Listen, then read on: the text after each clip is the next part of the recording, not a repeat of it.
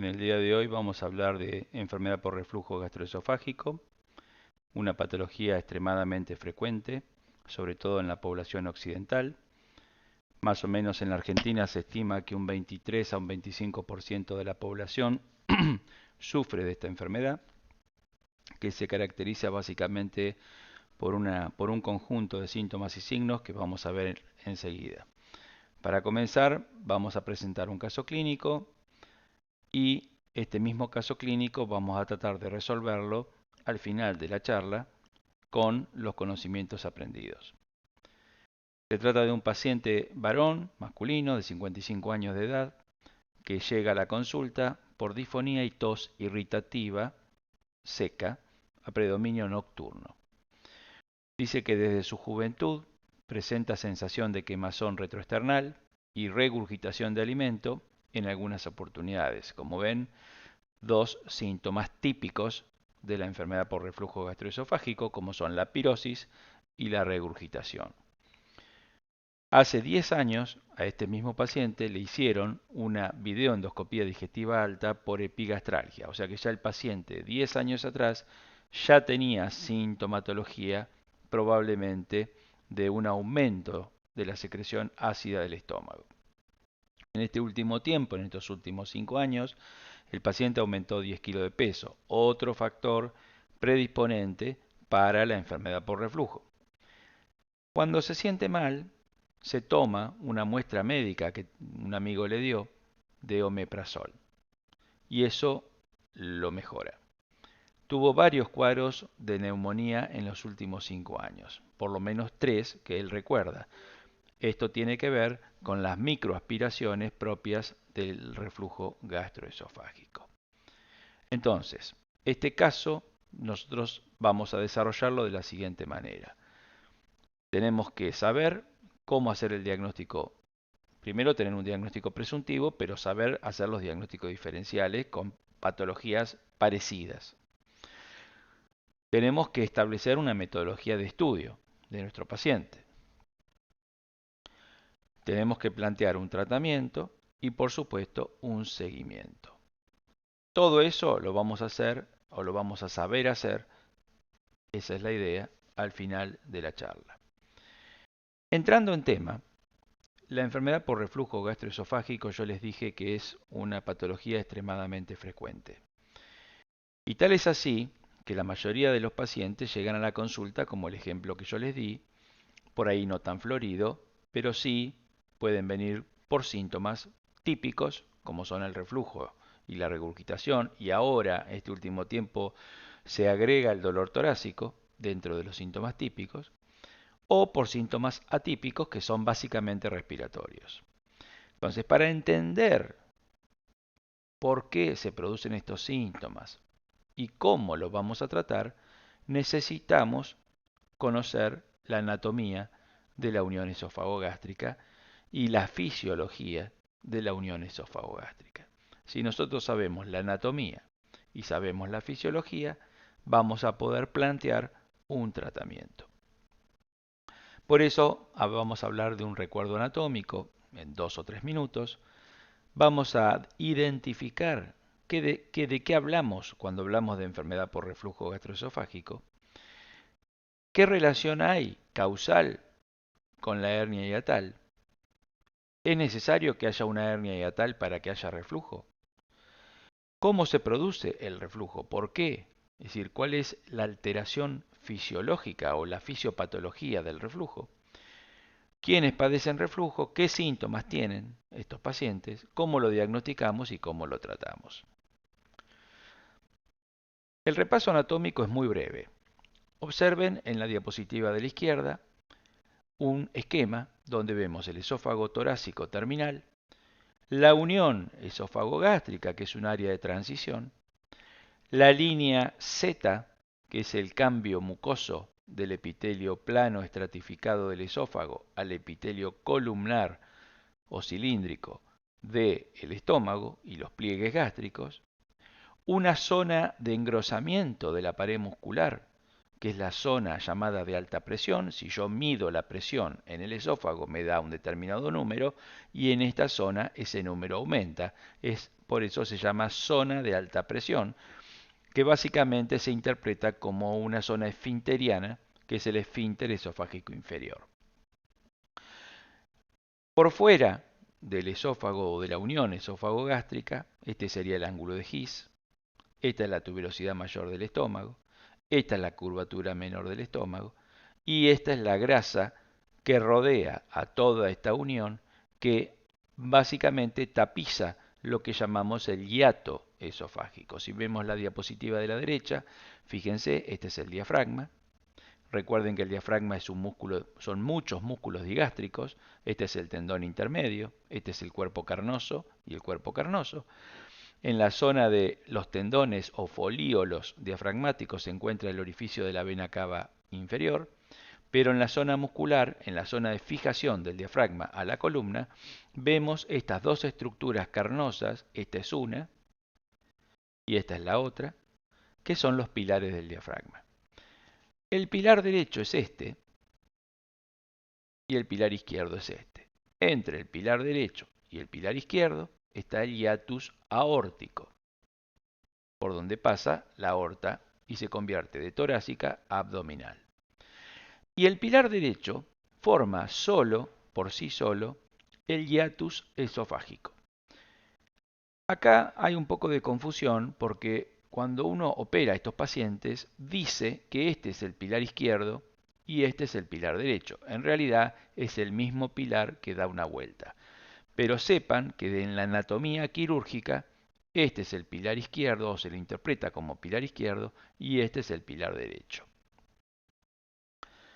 Lo mismo, fíjense acá las fibras, las capas musculares. Recuerden que el esófago tiene dos capas musculares, una circular interna y una longitudinal externa, mientras que el estómago tiene tres capas musculares.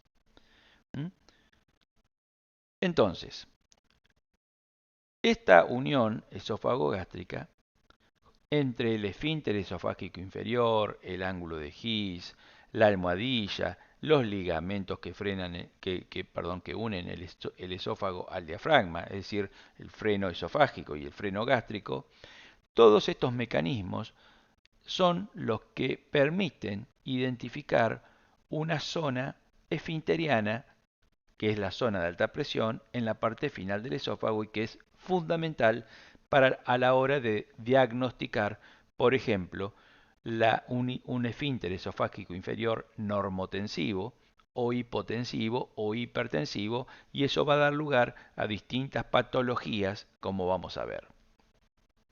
Por supuesto, este esfínter se relaja cuando viene la onda peristáltica de la deglución, es un mecanismo automático, y esa falta de relajación, por ejemplo, es lo que ocurre en la calasia. Mientras que en el reflujo lo que ocurre son relajaciones transitorias del esfínter esofágico inferior en el momento que no se tiene que relajar. Es decir, se relaja cuando viene el bolo alimenticio, pero si yo tengo el estómago lleno y se relaja, el contenido gástrico asciende hacia el esófago, produciendo lesión de la mucosa esofágica que no está preparada fisiológicamente para recibir el ácido.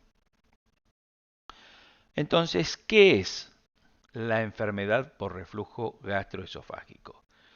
Es una patología que comprende a todos los pacientes con síntomas esofágicos típicos o extraesofágicos respiratorios, asociados o no a una lesión del esófago. Es decir, el esófago puede estar lesionado por el ácido o no, y esto se debe al ascenso del contenido gástrico ácido a la luz del esófago. Entonces, el ácido del estómago se mete en el esófago, lesiona la mucosa, hay un desequilibrio entre los mecanismos defensivos de la mucosa y los agresivos, y entonces el paciente tiene síntomas que pueden ser del esófago o pueden manifestarse como síntomas respiratorios.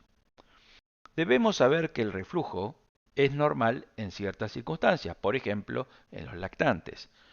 ¿Quién no ha tenido, luego de una tremenda comilona y con alcohol y con alimentos que facilitan el reflujo, como las proteínas o como los chocolates, quién no ha tenido reflujo? El reflujo en esas circunstancias se torna algo fisiológico.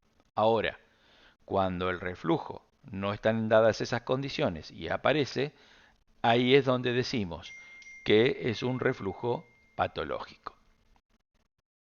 Entonces, vamos a decir o vamos a hablar de enfermedad por reflujo gastroesofágico cuando la enfermedad causa síntomas, por lo menos en forma grave, una vez por semana. En esos casos vamos a hablar de reflujo. También se acepta aquel caso de aquel paciente que tiene síntomas moderados 2 veces por semana. Es decir, supongamos, yo tengo en el consultorio un paciente que viene y dice, vengo doctor porque siento un fuego atrás del esófago. Vamos a hacerla, para hacerla fácil. Eso es pirosis.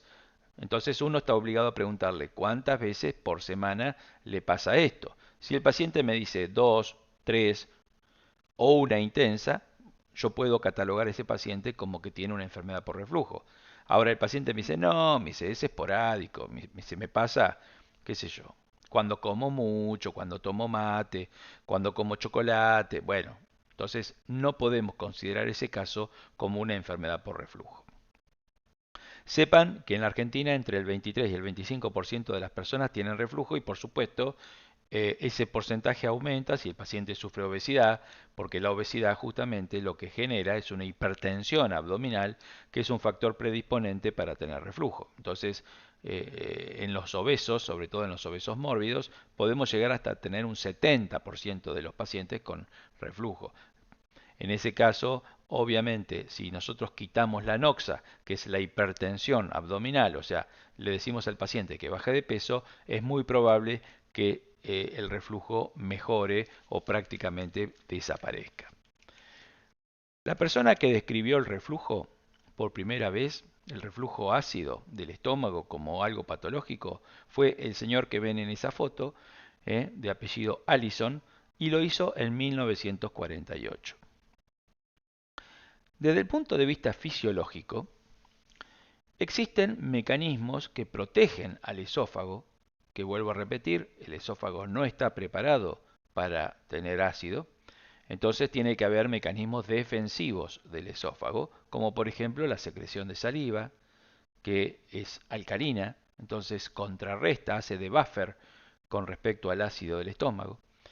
El complejo orofaringeo es muy importante porque ahí es donde se desencadena, al pasar el bolo alimenticio, la onda peristáltica, que va a hacer que cuando esa onda peristáltica llegue a la parte inferior del esófago, permita que el esfínter esofágico inferior se relaje y de esa manera el bolo alimenticio pase al estómago. Un esfínter esofágico inferior hipotensivo, o sea, con menos de 15 milímetros de mercurio de presión en la manometría, va a permitir el reflujo gástrico a la luz del esófago. Por lo tanto, es necesario tener un buen esfínter esofágico inferior, o mejor dicho, un esfínter esofágico inferior normotensivo. El estómago también es un elemento importante porque si es un estómago que se vacía mal hacia el duodeno, o sea que tiene un retardo en la evacuación, va a permitir que se junte ácido dentro de él y eso va a facilitar el reflujo. Y por supuesto, lo mismo pasa en el duodeno. Sepan que los pacientes que tienen reflujo duodenogástrico, es decir, contenido duodenal que vuelve hacia el estómago y ese contenido es alcalino porque es bilioso, puede en algunos casos ese contenido ascender hacia el esófago y muchas veces dar síntomas similares al reflujo ácido. Es decir, el reflujo ácido tiene pirosis, tiene dolor torácico, tiene regurgitación y el reflujo alcalino también. Entonces, cuidado porque hay muchos pacientes que nosotros le damos tratamiento con inhibidores de bomba de protones que va a curar la parte ácida, pero resulta que el reflujo era alcalino. Entonces eso tiene otro tratamiento y son los casos que no responden, que son refractarios al tratamiento con inhibidores de bomba de protones. Entonces, resumiendo los mecanismos defensivos, tenemos que la barrera antirrefluja es el complejo esfinteriano. ¿Cómo está formado el complejo esfinteriano? Por el esfínter esofágico inferior, por el hiatus diafragmático y el ángulo de His, que son tres mecanismos que impiden que el contenido ácido del estómago ascienda al esófago. Y luego tenemos el aclaramiento esofágico, que son los factores defensivos también, como por ejemplo la saliva, como por ejemplo la membrana celular del epitelio del esófago, que hace de buffer y impide que el ácido ataque a la luz de la célula, y un buen flujo sanguíneo que por supuesto es fundamental para mantener la normalidad del tejido. Entonces, vamos a tener lesión del esófago, o mejor dicho, mejor que lesión, deberíamos decir síntomas, porque ojo que puede haber sintomatología sin lesión. Es lo que se llama reflujo gastroesofágico no erosivo, pero tiene síntomas. Entonces, ¿cuándo vamos a tener síntomas? Cuando los factores que protegen a la mucosa disminuyen o cuando se exacerban o aumentan los factores agresivos, como el ácido. Las causas del reflujo gastroesofágico son muy importantes tener en cuenta.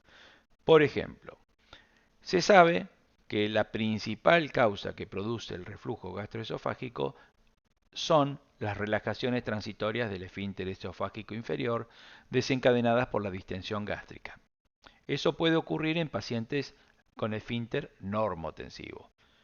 Entonces, un paciente que tiene un esfínter esofágico normal, lamentablemente tiene relajaciones transitorias y en esas relajaciones el ácido del estómago asciende hacia el esófago y produce la lesión. Después están los pacientes que tienen el reflujo gastroesofágico porque tienen un esfínter esofágico inferior hipotensivo, es decir, con una presión en la manometría por debajo de la necesaria para impedir el ascenso. También tenemos los pacientes que tienen aumentada la presión intraabdominal, por ejemplo, los obesos, las embarazadas. En esos casos, el reflujo mejora cuando quitamos, o sea, cuando la embarazada deja de estarlo o cuando el paciente obeso adelgaza. Y por último, pacientes con patología anatómica, morfológica, con pérdida del complejo esfinteriano, como son los pacientes con hernia hiatal, donde probablemente el cardias, es decir, la unión del esófago con el estómago, esté ascendido o bien el estómago tenga una disposición anatómica alterada. Sepan, como dijimos hace un minuto, que lo que refluye hacia el esófago generalmente es ácido, pero puede ser álcali, como la bilis. Entonces, mucho cuidado porque esos pacientes tienen prácticamente la misma sintomatología, pero el tratamiento es distinto. ¿Cómo se expresa el paciente con reflujo? Es decir, ¿qué vemos en la endoscopía? Bueno, podemos ver que hay una lesión esofágica, como vamos a ver ahora un video, ¿sí? Y donde básicamente la mucosa rosada del esófago se pone roja, un rojo fuerte, ¿sí? Como lengüetas, como si fueran llamas de fuego, es muy característico.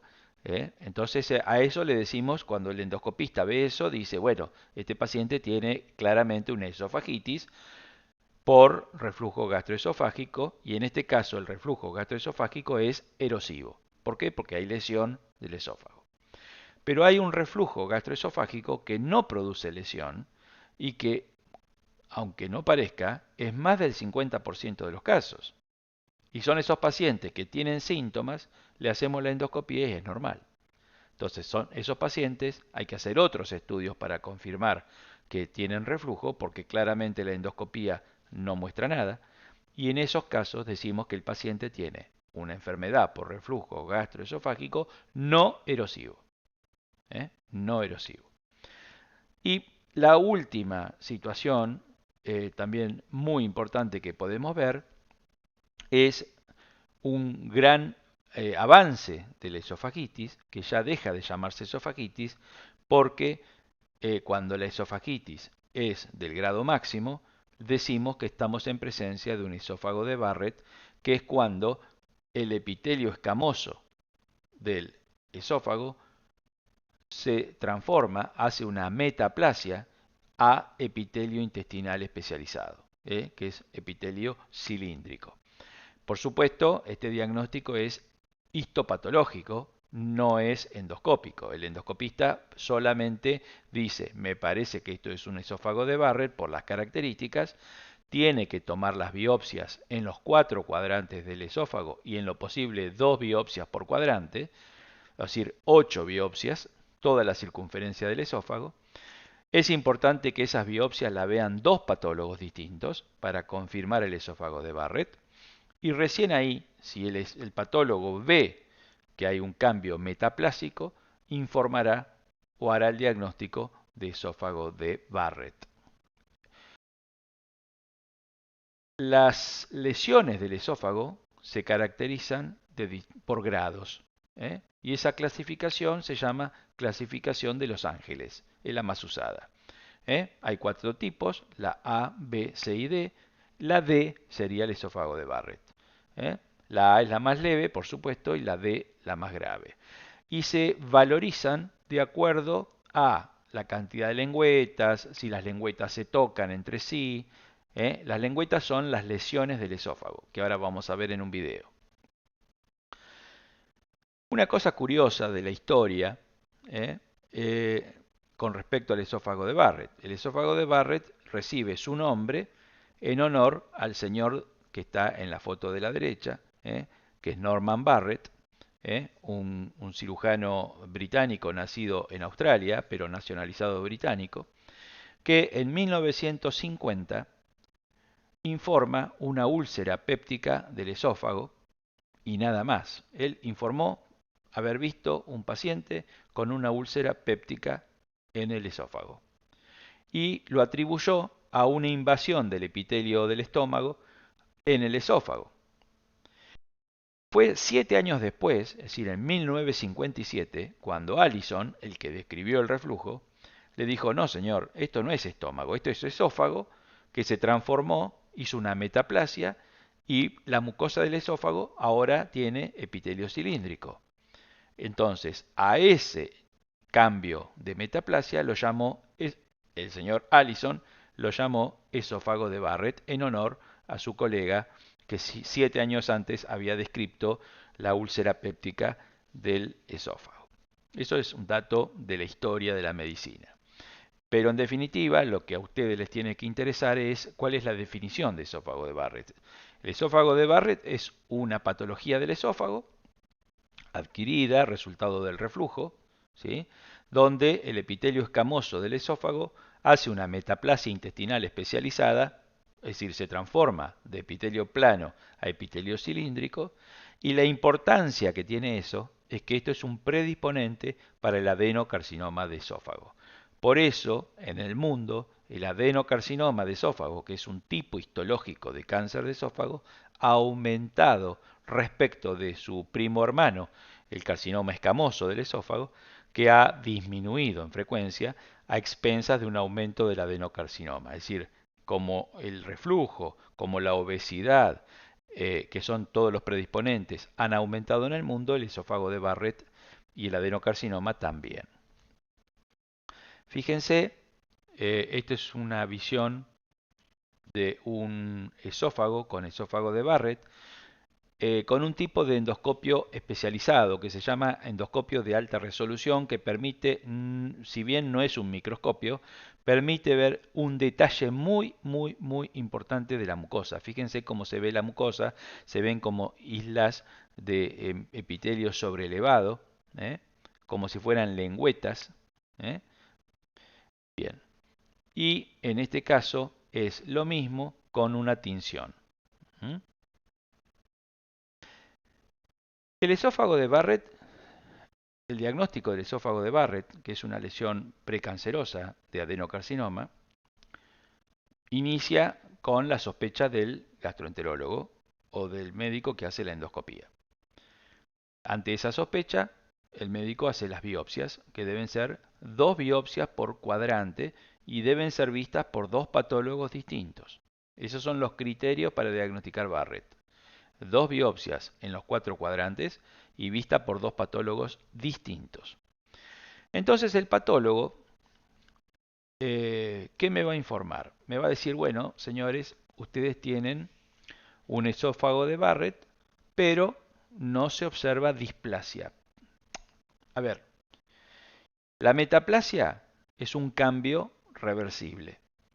Es decir, la célula escamosa se pasa, el epitelio escamoso pasa a epitelio cilíndrico, pero eso, si yo quito la noxa, que es el reflujo, vuelve a ser epitelio plano. La displasia es un cambio definitivo, porque es un cambio celular. El epitelio de Barrett, tenemos el epitelio normal, se transforma en epitelio cilíndrico, esa es la metaplasia. Hasta ahí no hay displasia, entonces si yo biopsio en ese momento, voy a tener epitelio de Barrett sin displasia. Eso es un tema. Ahora, si yo hago un diagnóstico tardío y el paciente ya tiene displasia, es decir, ya empezó la transformación celular camino al adenocarcinoma, esa displasia puede ser de bajo grado o de alto grado. ¿Qué diferencia hay? Bueno, el bajo grado de displasia puede controlarse en forma médica, con controles endoscópicos y tratamiento. En cambio, el alto grado hay que sacarlo, ya sea con métodos endoscópicos, con ablación por radiofrecuencia, por ejemplo, o con excisión endoscópica, o con una esofaguectomía, que es algo mucho, mucho más agresivo. Entonces, la importancia del esófago de Barrett es que es progresivo, desde la metaplasia al cáncer. Entonces, si yo tengo un paciente con un esófago de Barrett sin displasia, es decir, esófago de Barrett común, hago el tratamiento, que es con inhibidores de la bomba de protones, y hago una endoscopía, un control endoscópico cada 3 a 5 años. Ahora, si tengo un esófago de Barrett con displasia de bajo grado, tengo que hacer el tratamiento con inhibidor de bomba de protones a altas dosis, más una endoscopía anual y nueva biopsia. Y si tengo una displasia de alto grado, tengo que hacer la veda cada 3 meses o, mejor todavía, el tratamiento, que es con o cirugía, o esofaguectomía, que hoy en día se trata de no hacer porque es muy agresivo. Imagínense hacerle una esofaguectomía a un paciente por una lesión que no es un cáncer, que es una displasia, aunque algunos la displasia de alto grado la interpretan como un carcinoma in situ, pero no hay lesión de la lámina propia, o sí, pero no hay extensión hacia ganglios linfáticos a distancia, entonces me parece demasiado hacer una esofaguectomía, que bueno, en alguna época se propuso, pero hoy en día, con el avance de la endoscopía, lo que se está haciendo es la resección mucosa por endoscopía, más una ablación por radiofrecuencia, más inhibidores de la bomba de protones, más control endoscópico. Entonces esos pacientes evitan una esofaguectomía total. Es importante que el endoscopista informe, digamos, ante un esófago de Barrett, que es prácticamente la esofagitis grado D de Los Ángeles, la altura de las lengüetas y la extensión circunferencial de la metaplasia. También debe informar en el caso de que las islas de células sospechosas sean sobreelevadas, si son en forma polipoidea, sésilo-pediculada, si es plano o si es deprimido. Entonces, para resumir el capítulo de esofagitis y esófago de Barrett, diremos que el diagnóstico se hace ante la sospecha endoscópica más biopsia. Una vez que tenemos la biopsia nos puede informar 4 situaciones. No tiene displasia, control, cada 3 o 5 años. Acá dice cada 2 o 3, pero es cada 3 a 5. Esta diapositiva es vieja. Displasia de bajo grado, haremos endoscopía anual. Y por supuesto tratamiento, ya sea con cirugía antirreflujo en el peor de los casos o con inhibidores de la bomba de protones. Si tiene displasia de alto grado, vamos a tener que hacer tratamiento. Y lo mismo si es un carcinoma, haremos cirugía. Fíjense que esta diapositiva es un poco vieja, la displasia de alto grado hablaba de cirugía. Bueno, reemplacemos cirugía por tratamiento endoscópico para la displasia de alto grado. Entonces, el diagnóstico de reflujo de la enfermedad por reflujo gastroesofágico es básicamente clínico y endoscópico. ¿eh? Clínico y endoscópico. Recuerden que la clínica típica es la pirosis, la regurgitación y el dolor torácico, la atípica los síntomas respiratorios y la endoscopía. Pero, hasta en un 50% de los casos la endoscopía puede ser normal. En ese caso, si yo tengo una endoscopía normal, tengo que de alguna manera demostrar que lo que el paciente siente es debido al reflujo y para eso está la pHimetría. Entonces a ese paciente hay que hacerle un estudio con un sensor de pH, ¿sí? Que se deja 24 horas colocado en la luz del esófago y el paciente anota en una planilla los episodios de dolor torácico o de reflujo. Si coinciden con la detección de pH ácido, eso hay un score que se llama score de Demister, que ahora lo vamos a ver, y el paciente anota el tiempo que le dura el reflujo, etcétera, los episodios de dolor, etcétera. Bueno, en tal caso podemos hacer diagnóstico de enfermedad por reflujo gastroesofágico no erosivo, porque teníamos la clínica, la endoscopía negativa, pero la pHimetría positiva. También, cuando voy a hacer la pHimetría, como el sensor hay que ponerlo a 5 centímetros del esfínter, yo necesito primero saber dónde está el esfínter. Para eso hay que hacer una manometría, que es un estudio que mide la presión del esófago, del cuerpo y de la zona final del esófago, y entonces donde detecto la zona de alta presión, a 5 centímetros coloco, hacia craneal, coloco el sensor de pH. Con respecto a la clínica del reflujo es muy característica. Sepan ustedes que los síntomas típicos son la pirosis, es decir, la sensación de quemazón detrás del pecho o retroesternal, la regurgitación, que es que me vuelva la comida a la boca, y el dolor torácico. Estos son síntomas típicos. Y los atípicos son respiratorios y odontológicos, medios mezclados, tos irritativa, disfonía, caries dentales, neumopatías a repetición por microaspiraciones, mal aliento, ¿eh? Sensación de ahogo nocturno. Pacientes que me dicen, doctor, yo tengo que dormir con 2 almohadas porque si no, a la noche se me viene toda la comida. Bueno, todo ese tipo de cosas es la clínica. Hay una clasificación de Montreal que está buena porque ordena la sintomatología. Entonces dice que hay síndromes esofágicos, que son la pirosis, el reflujo, el dolor torácico, y los síntomas extraesofágicos, que serían los síntomas atípicos.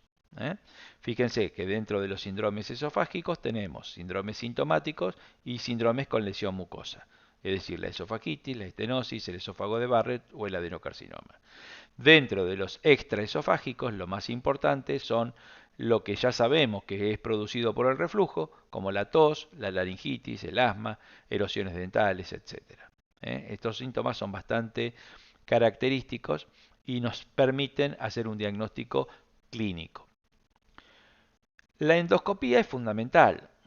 Ahora, deben saber que para hacer una endoscopía debemos primero, sobre todo en la gente joven, iniciar una prueba diagnóstica con un tratamiento por 8 semanas con inhibidor de la bomba de protones. Entonces, resumiendo esto, tenemos un paciente que consulta por reflujo, no le pedimos la endoscopía de entrada.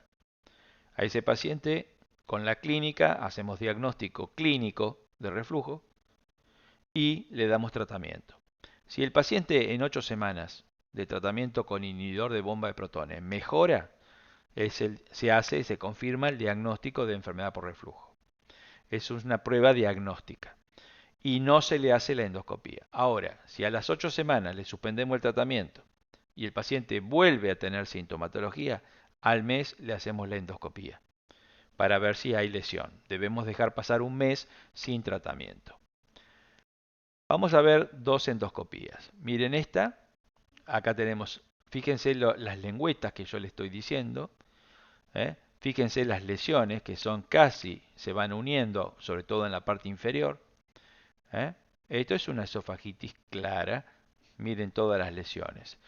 Probablemente en este esófago, como la lesión es de todo el esófago, probablemente esto no sea una enfermedad por reflujo gastroesofágico, sino que sea una esofagitis por cáusticos. Por ejemplo, algún paciente que accidentalmente tomó lavandina, por ejemplo. ¿eh? En cambio, acá, en este otro video, perdón, en este otro video, observan las lengüetas, ¿eh? prácticamente la lesión circunferencial, probablemente esto sí sea un esófago de Barrett, habrá que biopsiarlo, no podemos decir que es un esófago de Barrett hasta no tener el diagnóstico histopatológico. La seriada. La seriada es un estudio que hoy en día no se usa para diagnóstico de reflujo. En el único caso que la seriada podría ser útil es si sospecho que el paciente tiene una hernia hiato, o sea, una hernia hiatal. Entonces, con la seriada voy a tener una foto, voy a poder mirar morfológicamente cómo está el estómago y saber si es una hernia hiatal tipo 1, tipo 2 o tipo 3. Entonces, en ese caso, para eso solo, para identificar el tipo de hernia, me podría servir la seriada. Pero con la seriada y reflujo no hago diagnóstico. Podemos tener, inclusive, encontrar cosas como esta, que es un estómago totalmente en el tórax. Fíjense que este es el píloro del estómago, perdón, o sea, acá, y tengo todo el estómago arriba del diafragma, o sea, está todo el estómago herniado. Esto se puede llegar a ver. De hecho, esta es una foto donde vemos un estómago invertido, se llama, cuando el estómago está todo en el tórax. También sirve la seriada para ver estructuras producidas por la esofagitis, pero bueno, por supuesto estas estructuras también se ven en la endoscopía. La hernia hiatal tiene una cierta asociación con el reflujo. En general, los pacientes con hernia hiatal tienen reflujo, en general.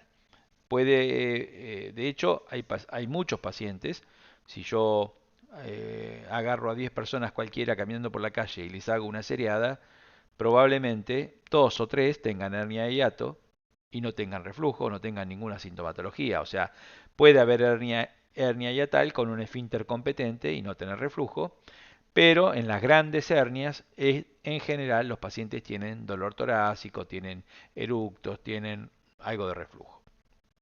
¿Qué es la hernia hiatal? La protrusión gástrica a través del hiato, ya sea por ascenso directo del estómago o porque una parte del estómago se mete entre el esófago y el hiato. Hay tres tipos de hernias. La tipo 1, que es la más común, que es cuando el esófago asciende al tórax. Vamos a ver un dibujo acá. Esta es la tipo 1. Es como si alguien agarra el esófago y tira del esófago para arriba y mete el estómago a través del hiato. Eso se llama hernia hiatal tipo 1 o por deslizamiento. Generalmente se acompaña de un esófago acortado.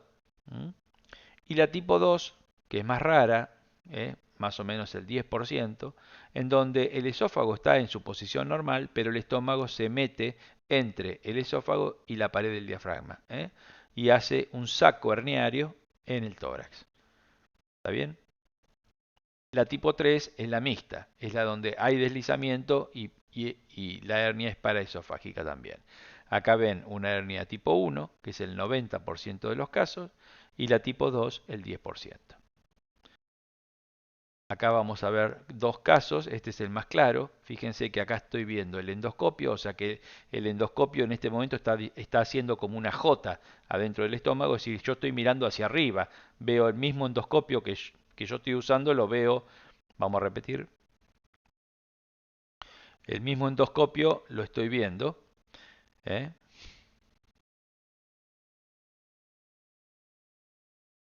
Bueno, les pido disculpas, pero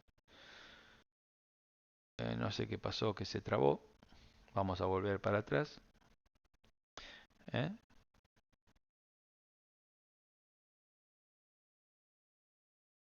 Bueno, no quiere.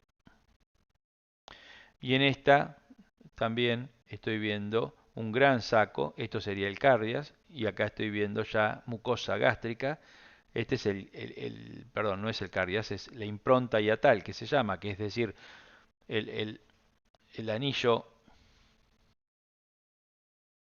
Y acá en esta estoy viendo la entrada del endoscopio al estómago, ¿eh? Con el saco herniario. Esta es una hernia tipo 1 por deslizamiento, donde veo prácticamente el estómago metido en el tórax. Bueno, ¿eh? Nuevamente un buen dibujo. Acá tienen los dos pilares o el mismo pilar, el pilar derecho, pero acuérdense que en la jerga quirúrgica este es el pilar izquierdo y este es el derecho. El estómago metiéndose a través del hiato, entrando al tórax. Entonces, esto sería una hernia tal tipo 1, que es el 90% de las hernias. El estudio que hacemos para saber la presión del esfínter esofágico inferior se llama manometría. Esto es un estudio muy importante, sobre todo en los pacientes que van a ser operados. Es decir, si yo soy el médico de cabecera, tengo mi paciente, y a ese paciente lo voy a operar, o le voy a indicar una cirugía, hay que hacerle una manometría. Si no lo voy a operar, no hay que hacerle manometría, salvo que tenga alguna duda o quiera diagnosticar otra patología como por ejemplo una calasia. Recuerden que la calasia es el esfínter no se relaja, o sea, se mantiene cerrado. El esfínter esofágico inferior no se abre. ¿eh? Pero hay otras patologías que cursan con un cuerpo esofágico que no se moviliza, como por ejemplo la esclerodermia, en donde a veces se confunden los síntomas con reflujo, y si yo opero una esclerodermia y le hago una cirugía antirreflujo, la empeoro la situación.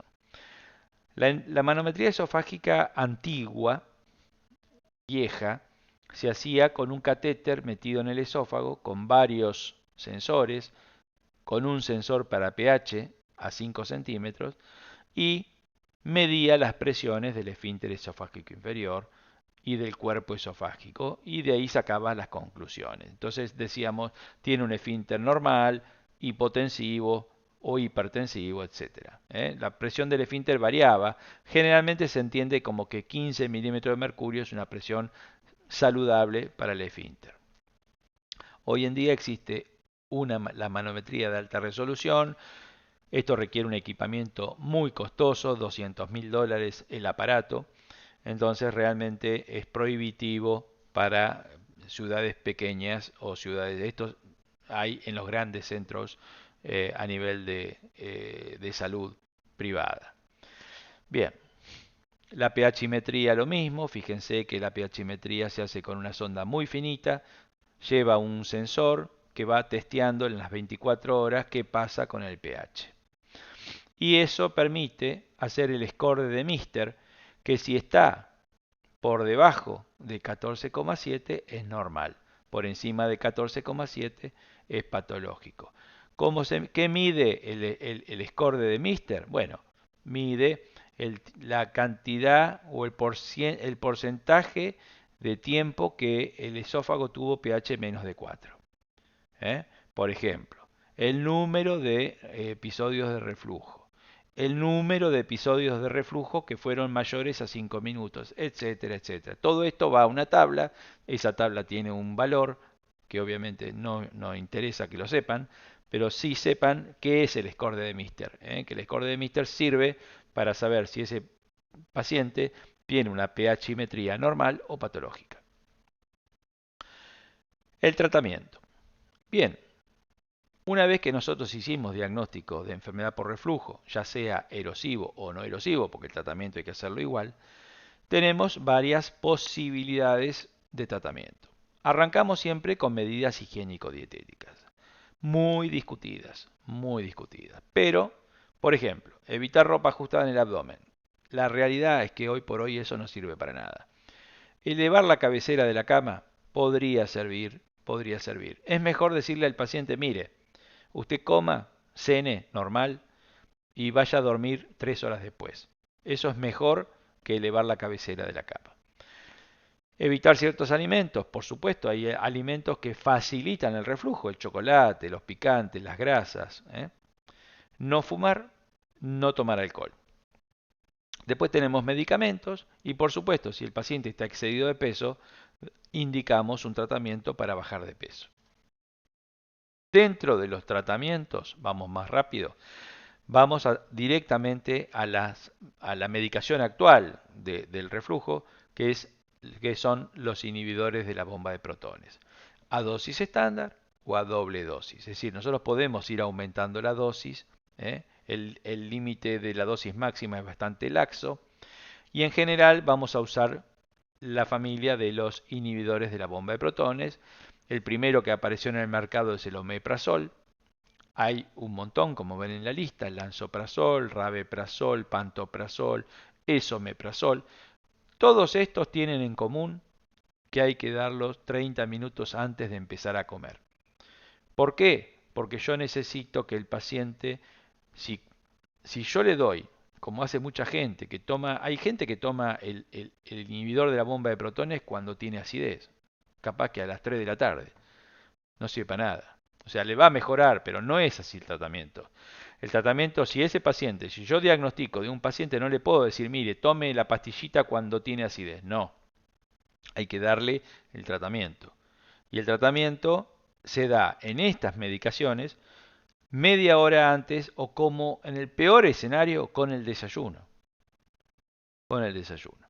En cambio, hay medicamentos más modernos como es el dexlansoprazol, es el Dexopral del mercado, la droga más conocida, el medicamento más conocido, que se puede dar en cualquier momento del día. Lo puede tomar a la mañana, a la tarde, a la noche.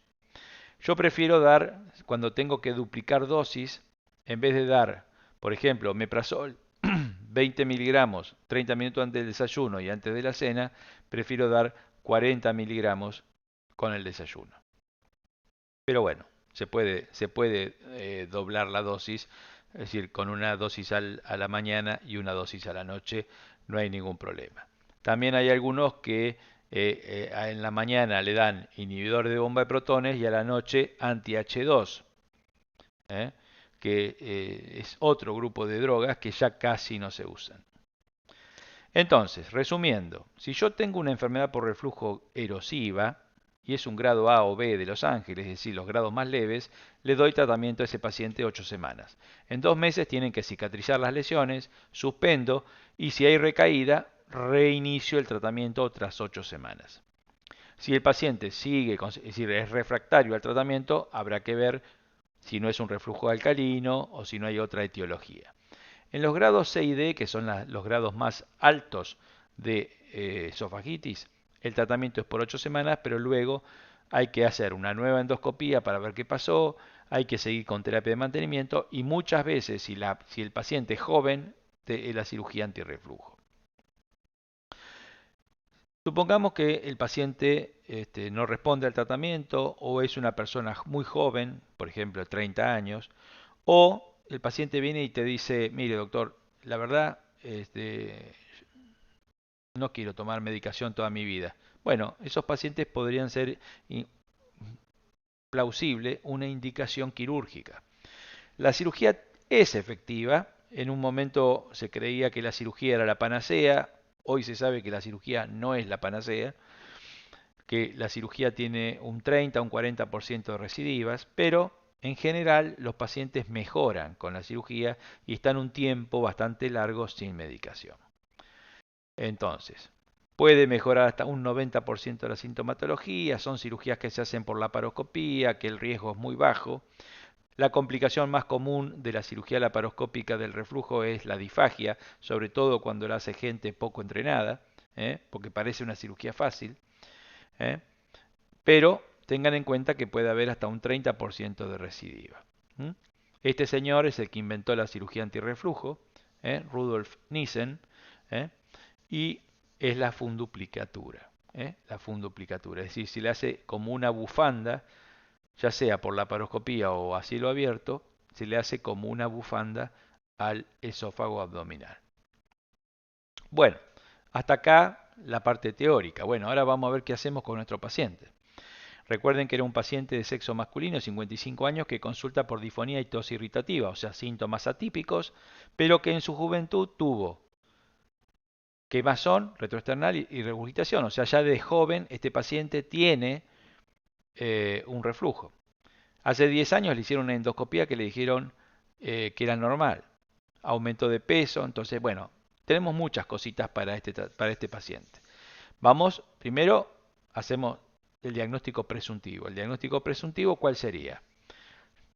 Bueno, yo creo que queda claro que tiene una enfermedad por reflujo gastroesofágico desde el punto de vista clínico, pero tenemos que descartar patología respiratoria por la disnea, por la tos seca y demás, la disfonía, que no tenga, qué sé yo, un cáncer del vértice pulmonar que le puede dar disfonía y que no tenga una úlcera gástrica. Entonces, ¿qué vamos a hacer en este paciente? ¿Qué estudio le haríamos? Yo creo que lo primero que hay que hacerle a este paciente es una endoscopía. Ahora, ¿por qué una endoscopía a este paciente? ¿No dijimos que le hacemos 8 semanas de tratamiento y después, si con eso recidivan los síntomas, le hacemos una endoscopía? Sí, pero en gente de menos de 50 años. ¿Eh? Pacientes mayores de 50 años, siempre se le hace la endoscopía. Hay un aforismo en la parte médica que dice, toda patología digestiva que empieza después de los 50 años hay que estudiarla. ¿Eh? Si yo tengo un paciente de 55 años que empieza con dolor abdominal y nunca antes había tenido, lo tengo que estudiar. No puedo darle una buscapina y se terminó. Lo tengo que estudiar. Una ecografía, una tomografía, endoscopía, lo que fuere. En este caso, endoscopía. Por eso la endoscopía sí en este paciente porque tiene más de 50 años. ¿Seriada? Dijimos que no, porque salvo que yo sospeche una hernia de hiato, que la voy a ver con la endoscopía. O sea, primero le hago la endoscopía, después vemos. Placa de tórax, tuvo antecedente de neumonía, podríamos pedir una placa de tórax para ver si tiene alguna secuela. La pHimetría podría ser si no responde al tratamiento con inhibidores de bomba de protones, porque yo a este paciente le hago la endoscopía y le voy a poner tratamiento. Si responde, no necesito pHimetría. Ahora, si lo voy a operar del reflujo, le tengo que hacer pHimetría y manometría. Las dos. Manometría. Y esta es la endoscopía supuestamente de este paciente. ¿eh? Lástima que no sé por qué tarda en arrancar. Pero bueno, supuestamente es una endoscopía con una esofagitis grado C y con importantes lengüetas.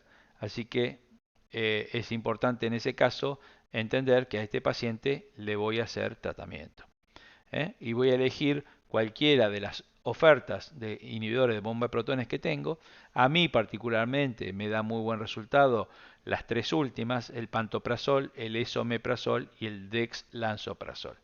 El pantoprazol es el más barato de todos, hay mucho pantoprazol, muchas marcas de pantoprazol, todos los laboratorios tienen pantoprazol, es muy fácil de usar, es una pastilla muy chiquitita, el omeprazol es una pastilla cápsula más grande, pero todas tienen más o menos el mismo efecto y todas tienen un resultado realmente, si el reflujo es por ácido, espectacular. Bueno, espero que esto les haya servido.